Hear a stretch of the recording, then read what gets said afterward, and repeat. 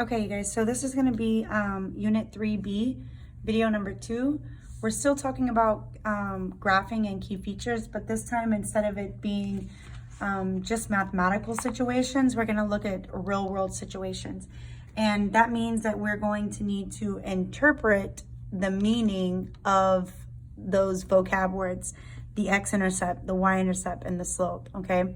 We're going to save this example. We'll do it together in class. Okay, I'm going to use this example down here at the bottom for our video, okay? So this graph, you guys, it actually left off the description of what this graph is showing. It's showing the height of an object over time after it was dropped off a cliff, okay? So this graph is showing the height of an object over time after being dropped from the cliff, okay? And what we're supposed to be able to do looking at this graph, this is a real world situation. We can see the x values represent time now, and the y values represent feet now, okay? So if we're supposed to find out what well, first of all, If we're supposed to find out what is the x-intercept of this situation, okay? The x-intercept, we already know the x-intercept is where the y value is equal to 0, okay? If we look on the graph, it's the point on the x-axis. This right here is our x-intercept. I'll just put it short, x-intercept, okay? And the x-intercept is the ordered pair where the y value is equal to 0. We remember that from what we talked about yesterday. And for this one, the x value is 180, the y value is 0. So our x-intercept is 180, 0. The only difference now, that's nothing new, okay? Except obviously we only have the first quadrant. We're missing the negative parts, quadrant 2, 3, and 4, okay? But the x-intercept, it's still the point on the x-axis where the y value is equal to 0, okay? The only difference now is we're supposed to actually interpret the meaning of the x-intercept, okay? You guys, the meaning of the x-intercept in every situation is going to describe how the situation is ending, okay? And another good thing for us to do in these cases is to verbally describe what the ordered pair means. So in this case, the x value would be seconds, time in seconds. The y value in this case would be the height, the altitude in feet.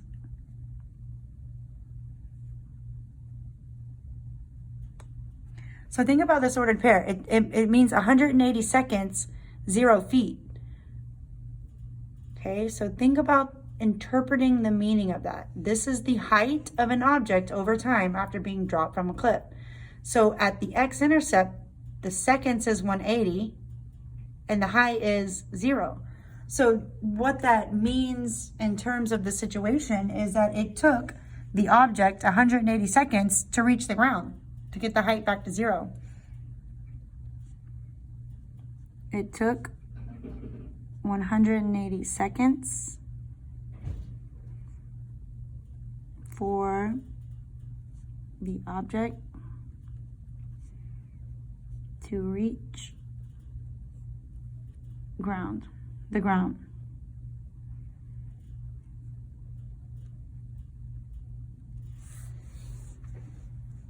Okay, so the x-intercept describes how it ends. The x-intercept describes how it ends. Let's do the y-intercept. Okay, what is the y-intercept of this situation? The y-intercept is where the x is equal to 0. It's right here on the graph. The x is equal to 0, so this ordered pair would be x is 0, the y is 1500.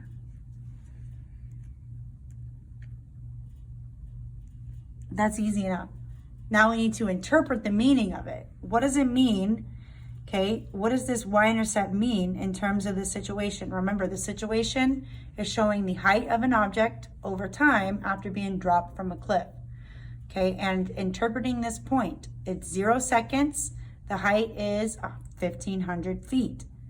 Okay, so to interpret that, we can say that that means that the height of the object was 1,500 feet before it was dropped from the cliff. So the object was 1,500 feet high when it was dropped.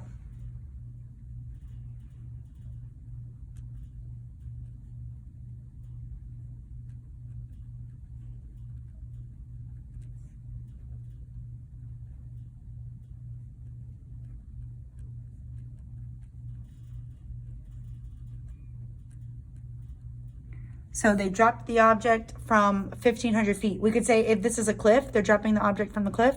The cliff is 1,500 feet above the ground, okay?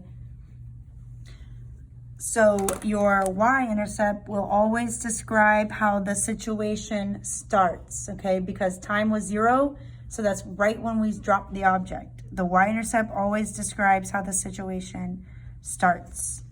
The x-intercept describes how it ends. Y-intercept describes how it starts. The slope, you guys, the slope is going to describe how it changes. Okay. I can do the slope down here. Remember the slope, you need find all the good points. We're going to find the rise over run. I'll do slope in orange.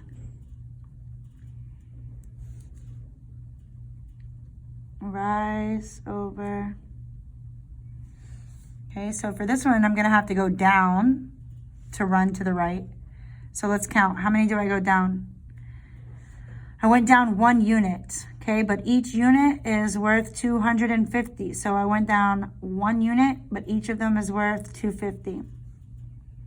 And I go to the right, how many units? 2 units. Okay, but each of those is worth what? 15. So it's really 250 over 30. Okay. Oh, and since it's going down, that means the slope is negative. Okay, so, and we reduce that fraction. Negative 250 over 30 is negative 25 over 3. Okay, and you guys, to interpret this, remember, it's always the change in y per the change in x. So what that means is it goes down 25, what? The y values are feet. So it goes down 25 feet. And to the right, what? 3 seconds. So it's, the object is falling 25 feet per 3 seconds.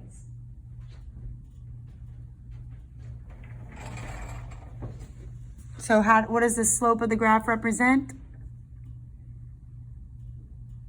The object is falling 25 feet per 3 seconds. Okay. So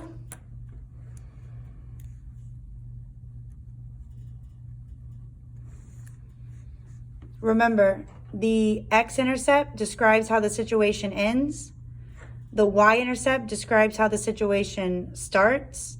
And the slope describes how the situation changes. Okay?